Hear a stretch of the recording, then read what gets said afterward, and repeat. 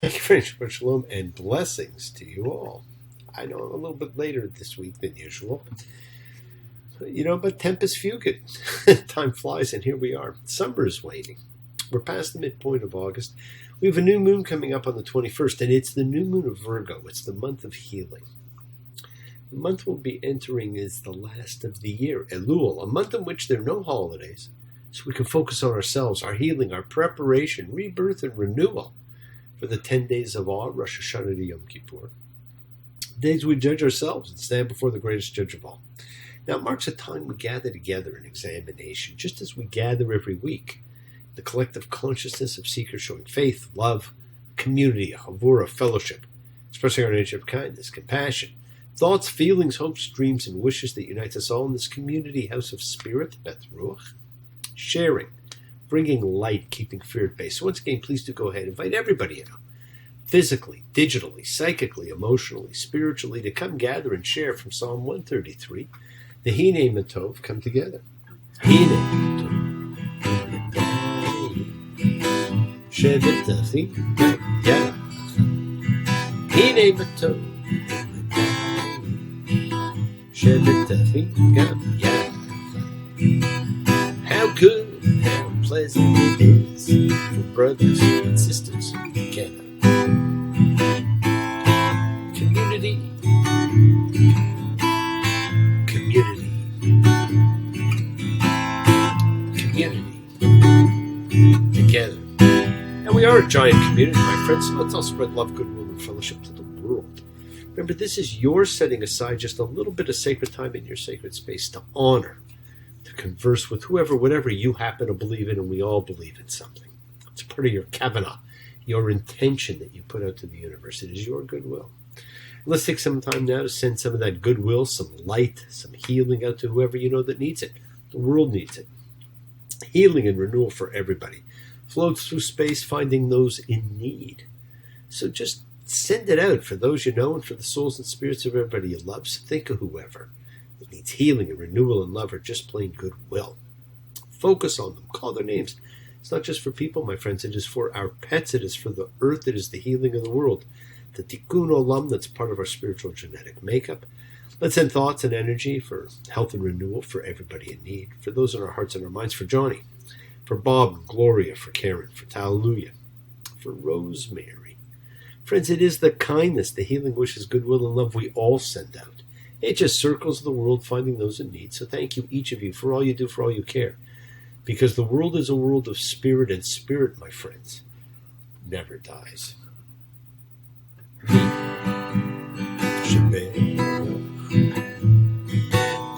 Have obtained a core.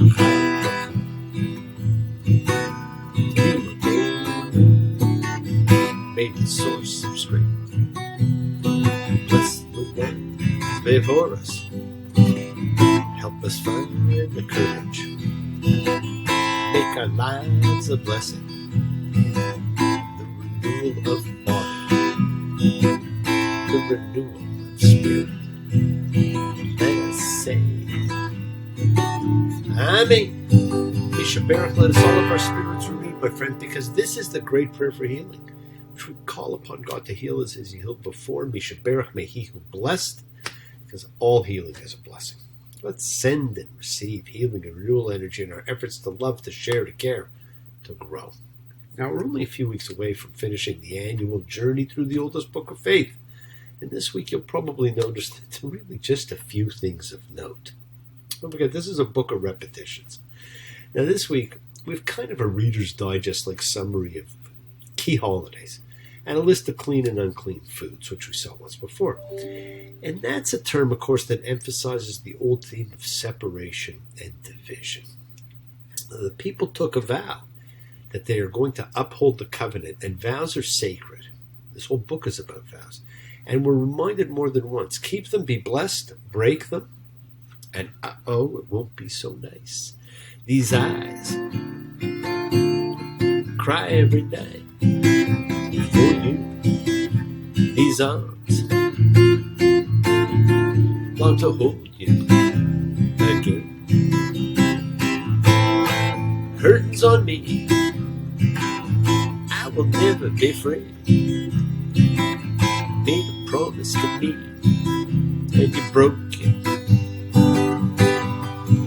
These eyes will watch you bring my world to an end. This heart could not accept and pretend. Hurting's on me, I will never be free. You took a vow with me when you spoke it. In the book of words, what you say has incredible meaning. Okay, now sit back now and enjoy Re-A-C. And we talked about conditions, conditional love, and the choices that Moses presents. Deuteronomy 11:26. See, I'm putting before you today a blessing and a curse. The blessing if you obey the commandments of the Lord your God, which I command you today, and the curse if you do not obey the commandments of the Lord your God. Okay, it's a simple choice. And when the Lord your God brings you into the land that you are entering to take possession of, you shall set the blessing on Mount Gerizim and the curse on Mount Ebal. Now Moses is saying that 2 stelae will be erected, one on each mountain, one listing blessings, one listing curses, and these 2 mountains will be mentioned again. But I want to talk about the 2 key things. First, the clean and unclean food. Deuteronomy 12:20. When the Lord your God enlarges your territory, as he has spoken to you, and you say, let me eat meat, when your appetite craves eating meat, wherever your appetite's craving may be, you shall eat meat. Should the place be far away from you that the Lord your God will choose to set his name there, you shall slaughter from your herd, from your flock that the Lord has given you as I have charged you, and you shall eat within your gates wherever your appetite's craving may be. It is the deer, or as the gazelle is eaten, thus you shall eat it. Clean and the unclean together shall eat it. Only be strong, not to eat the blood, for the blood is in the life, and you shall not eat the life with the meat. Now there may be clean and unclean foods, and people may be clean people and unclean people. But if it's a sacrifice, if it's sacrificial food, it has to be clean people, clean food. But no matter what, no blood, no life force can be consumed. Because we're now into this whole business about centralization. So certain new rules have to come into effect. Now once, at one point in time in biblical times, to slaughter and to sacrifice were actually inseparable. But now, there's a centralization that takes place. So sacrifice at local shrines is abolished. So regulations for the practice that the rabbis began calling shetat hulin, secular slaughter, had to be established. And in order for that to take place, we get a review first of the food list. Food, glorious food. We're anxious to try 3 banquets a day. Our favorite diet. Just picture a great big steak, fried, roasted, or stewed. No food, wonderful food, marvelous food, glorious food. You shall eat no abhorrent thing. These are the beasts you may eat: ox, lamb, and sheep, and lamb, and goat, gazelle, and deer, and roebuck, and bison, and antelope, and mountain sheep. Every beast that has hooves split in 2, bringing up the cud. Among beasts, it you may eat. But this you shall not eat from those that bring up the cud or of a split hoof: the camel, the rock badger, the hare. For they bring up the cud, but they have no hoof. Now remember, we don't know what a lot of the animals, birds, and creatures that are listed actually were. So the clue has always been, look at whether something is a predator or a scavenger. Those are never to be eaten. It brings into energy, this whole business about the energy of killing and consuming that. Okay, now we also then get a list of fish and birds that are acceptable, and again, look for the same kinds of things. But now we have something new thrown in. Deuteronomy 14:21. You shall not cook a kid in its mother's milk. Now I know you're saying that's not new. But it is because even though this is the third occurrence of this command, it was previously mentioned twice in Exodus 23:19 and 34:26, but this is the very first time it's actually grouped with the laws of forbidden animals. Now, prior to that, it was separate, and it was more of just throwing a moral thing. Here it's mixed in with food. Okay, now, the emphasis throughout this whole book is that animals' lives cannot be taken in a thoughtless way. If one wishes to eat meat, the animal has to be killed at one point at the central place of worship called the tabernacle in Leviticus, and the place where the Lord sets his name in Deuteronomy. And instead of slaughter, one participates in holiness when one eats the meal. The meal then includes a component of reverence for the animal's life and affirms a belief in the unity of God. Now, we've really gone pretty far to that philosophy. Now, the other thing that we have in this parsha is we get a quick review of the three gathering festivals, which I'll remind you are Passover, Shavuot, Festival of Weeks, and Sukkot, the Festival of Booths. Deuteronomy 16:1. Keep the month of Abib, which is Nisan. You shall make a Passover to the Lord your God. For in the month of Abib, the Lord your God brought you out of Egypt in the night. And you shall sacrifice a Passover offering to the Lord your God, sheep and cattle, in the place that the Lord chooses to make his name dwell there. You shall not eat unleavened stuff with it. 7 weeks you shall count for yourself. When the sickle begins in the standing grain, you shall begin to count 7 weeks. You shall make a festival of weeks to the Lord your God, tribute to the hands, free will gift that you give as the Lord your God has blessed you. And you will remember you were a slave in Egypt, and you shall keep and do these statutes. And then a festival of huts you shall make for yourself 7 days. You gather in from your threshing floor, from your winepress, and you shall rejoice in your festival. You and your sons and your daughter and your male slave and your slave girl, and the Levite and the orphan and the widow who are within your gates. 3 times in the year, every one of your males shall appear in the presence of the Lord your God in the place he chooses. On the festival of flatbread, Passover, on the festival of weeks, Shavuot, and on the festival of huts, Sukkot. And he shall not appear in the presence of the Lord empty-handed. There's a lot there, but there's a big change also. Now, Moses instructed that there be this move towards centralization of worship and sacrifice, where God determines, they say. And that happens to be in Jerusalem, and that's where the gathering is to take place. There's not supposed to be temples all over the world or even all over Israel. There's to be only one place. It's the erection of a visible expression of the principle of monotheism. One God, one place of worship. Now, this does not preclude the post-biblical Jewish practice of having synagogues or the Christian practice of having churches as places of prayer, study, and gathering. It just means worship involving sacrifice can only be done in one sanctioned place from now on. You can pray anywhere. You don't even have to go to a church or synagogue. You pray in your home. But a great many of the commandments can only be fulfilled at one place. And most notably, all sacrifices must be made there and nowhere else on earth. Moses is laying it out for the people.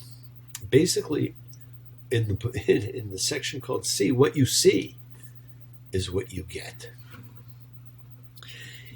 If you let me take your heart, I will prove to you we will never be apart if I'm part of you. Open up your eyes now. Tell me what you see. It is no surprise now. What you see is me. But notice what's not listed. What have become the most popular gathering days of the year in synagogues, Rosh Hashanah and Yom Kippur. Now, Judaism was very much personal, spiritual time. Right? People never went to a synagogue on weekends. They all had their own prayer book. They all did their own personal prayers. Now, this year, the 10 days of awe, beginning as usual with Rosh Hashanah and ending with Yom Kippur, will not be like any you've experienced before. We're in a COVID world now. It most likely will not involve the largest gathering in a synagogue for the first time in your life. It will be the way it was designed. These were not gathering festivals. These were for personal introspection. And I'm going to do my best to make sure that we present for you services so that you can get a meaningful personal service this year. Yes, the world is sacred, my friends, and so is everything in it. Express your gratitude, light a candle, make a wish, celebrate your life and the lives of those you love. Share your feelings with them, live free, be free, honor your freedom, be well, be happy, and be blessed. Share and honor the light, and all will continue to live in the light. Continue to share and send love to everybody you know. Goodwill. Pray for peace and freedom for everyone, an end to terror and hatred. Remember, we are a community, my friends. We learn together, we celebrate each other, we love each other. We share this ride together, men and women equally. So let's celebrate love, not fear. Send out peace, harmony, goodwill, and healing to all who need it. Please do learn to forgive, especially yourself. Right? We're coming up on the festival of forgiveness. Open your hearts. Honor the relationships of your life and tell us you love that you love them, and take advantage of the time you have. Enjoy the journey. Because we take the twists and turns and the patterns that weave through the fabric of our lives in our effort to grow, to learn, to be, to love. So please do love. God bless you all. Have a great week. A week of love and light, a week of peace, a week of miracles. Examine your intentions and use them to imprint your will on the universe, because we set in motion everything that happens in our lives. Our intention, our kavana, our cause, our effect, everything is linked. As I've said, you always have time to forgive and to be forgiven. You have the knowledge of what's good and bad, so acknowledge what you've done wrong to yourself, to God, to any person you've wronged, and ask forgiveness. But do so with sincerity, with accountability, and with vulnerability. Forgive those who've hurt you as you learn to be forgiving and compassionate, because the secret of forgiveness, compassion, and peace is in acceptance. Can you accept yourself, other people, the world just as they are? Can you accept life as it is without trying to control it? If you do, you can experience the peace that acceptance brings. So do not stop your journey. Do not stop moving towards your own promised land. It is your home. Keep on dreaming, keep on being, keep sharing, keep shining, keep teaching. Keep spreading joy and goodwill. Do not follow fear, follow love. And remember to have faith and unwavering adherence to principle, just as I have faith in the principle of love and all of you. Act with purity of heart and mind. Despise none, defraud none, hate none. Cherish all. Honor every child of God, every creature of the earth. May all people know peace in this year. May you nurture kindness and love everywhere you go. Work to be present in the body. Expand your heart.